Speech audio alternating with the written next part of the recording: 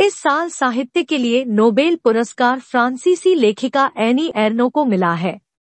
खास बात यह है कि उन्हें यह पुरस्कार कथात्मक साहित्य के लिए नहीं बल्कि संस्मरणों के लिए दिया गया है।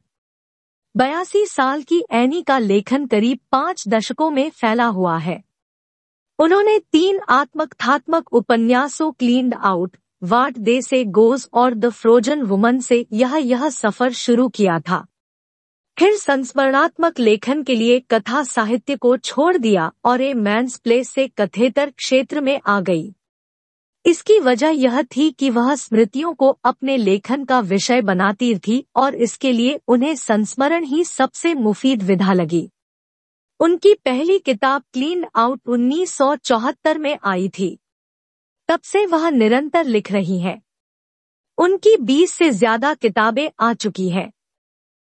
एनी का जन्म 1940 में लिलेबोन नॉर्मंडी में हुआ था। उनकी शुरुआती पढ़ाई एक कैथोलिक स्कूल में हुई। शादी करने के बाद वह फ्रेंच पढ़ाने लगी। उनका परिवार 1977 में पेरिस के एक नए उपनगर सेर्गी पोंटोइज में चला गया। इसके बाद उनके लेखन की गति बढ़ती गई। इस बीच उनका तलाक हुआ और फिर उन्होंने टीचर की नौकरी छोड़कर पूरा समय लेखन को देना शुरू कर दिया। एनी की आत्मकथा द ईयर्स में 1940 में उनके जन्म से 2007 तक के फ्रांस का सामाजिक और सांस्कृतिक इतिहास बयान किया गया है। उनकी डायरी के अंशाई stay in darkness, getting lost और डायरी ऑफ द आउटसाइड बहुत बेबाक किताबें हैं।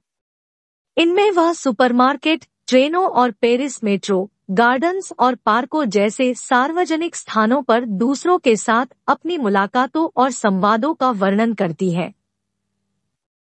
एनी ने अनेक कथा रूप गढ़ी जो जीवन लेखन में नई दिशाओं का निर्माण करते हैं।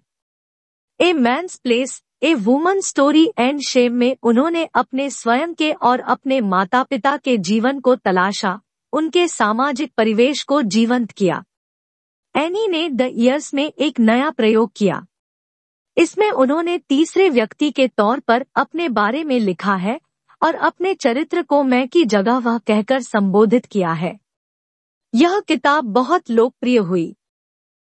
एनी के लेखन संसार में न केवल उनके स्वयं के अनुभव शामिल हैं, बल्कि उनकी पीढ़ी, उनके माता पिता, महिलाओं, गुमनाम और भूले बिसरे लोग भी किसी न किसी रूप में आते हैं। उन्होंने जीवन के विविध विषयों पर अपनी कलम चलाई है।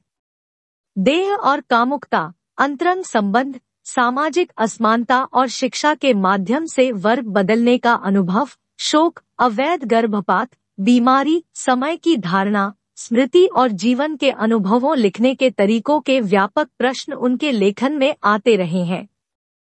इन सबको अपनी रचनाओं में उकेरते समय वह सामाजिक, राजनीतिक और सांस्कृतिक संदर्भों का पूरा ख्याल रखती है। एनी की पुस्तकों का उनके पाठक बेताबी से इंतजार करते हैं। यह और बात है कि वह अपनी शैली को सपाट लेखन कहती है।